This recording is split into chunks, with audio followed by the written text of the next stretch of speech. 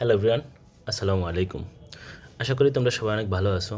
যদিও যত এক্সাম যত কাছাকাছি চলে আসে আমাদের আসলে ভালো থাকাটা ততই কমে যায়। মানে এক্সাম আর ভালো থাকা পরস্পর ব্যস্তানুপাতিক বলতে পারি। ওকে, যাই হোক। সো তোমাদের আজকে যে বিষয়টা নিয়ে কথা বলবো সেটা হলো, অনেকে আমাকে জিজ্ঞেস করতেছিল যে ভাইয়া, যে আমি ফিজিক্স, কেমিস্ট্রি, ম্যাথ, বায়োলজি এ সকল পড়ার পাশাপাশি আমি কীভাবে বিজিএস, আইসিটি, বাংলা, ইংরেজি আর রিলিজিয়াস মানে ধর্ম এই সকল প্রিপারেশন নিব।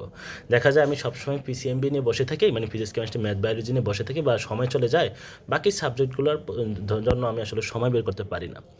সো এটা আমার ক্ষেত্রে হয়তো তখন আমি যে স্ট্র্যাটেজিটা অবলম্বন করেছি বা যেভাবে আমি আসলে এগুলা কাভার করেছি সেটাই তোমাদেরকে বলবো।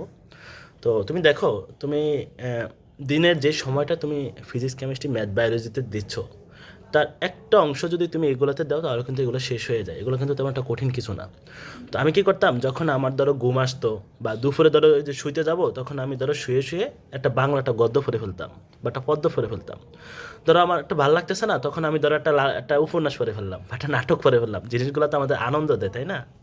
তো তারপরে ধরো এই যে আমার, মানে তোমার অবসর সময়, যেই সময়টা আসলে তোমার ব্রেন ফাংশন একটু কম কাজ করে বলে তুমি মনে করো, সেই সময়টা তুমি এগুলোতে ফোকাস করতে পারো।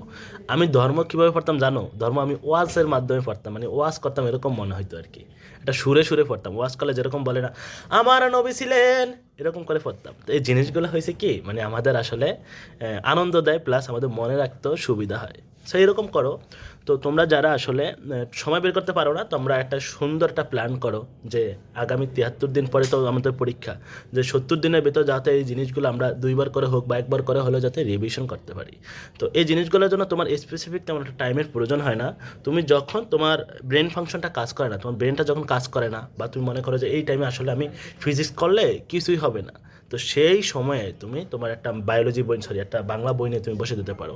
বাংলা জিনিসগুলো তো আনন্দ দেয়, তুমি একটা সমাজের একটা জিনিস পড়তে পারো। বুঝতে পারছো? তো এইভাবে করে জিনিসটা তোমাকেই করতে হবে, তাই না? তুমি তো, আমি তোমাকে সর্বোচ্চ একটা উপদেশ দিতে পারি, আমি কি তোমার পড়াটা পড়ে দিতে পারবো? কখনই না। আমি কি তোমার এক্সাম হলে গিয়ে লিখে দিয়ে আসতে পারবো? কখনই না, তাই না? সো তোমার জিনিসটা তোমাকেই করতে হবে। অ্যান্ড কীভাবে করতে হবে সেটার ওয়েটাও তোমাকে, তোমারটা তোমাকে বের করতে হবে। আমারটা আমি বের করেছিলাম এভাবে, যে যখন আমি ফ্রি টাইমে থাকতাম তখন আমি একটা জিনিস নিয়ে বসে যেতাম আর ওটা শেষ করে ফেলতাম। এরকম আছে যে আমি শুইতে গেছি বা ঘুমাইতে গেছি, আমি একটা বই নিয়ে বসছি অ্যান্ড ওটা পড়তে পড়তে আমি ঘুমিয়ে গেছি। তো এরকম হবে তোমাদেরও, তোমরা এভাবে পড়াশোনা করো যাতে সব কিছু আমাদের প্রপার একটা প্রিপারেশন থাকে, কারণ সব কিছুতে আমাদের কি সঠিক প্রস্তুতি দরকার, অ্যান্ড 100% প্রস্তুতি দরকার।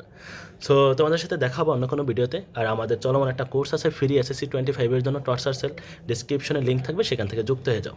ওকে, আল্লাহ হাফেজ।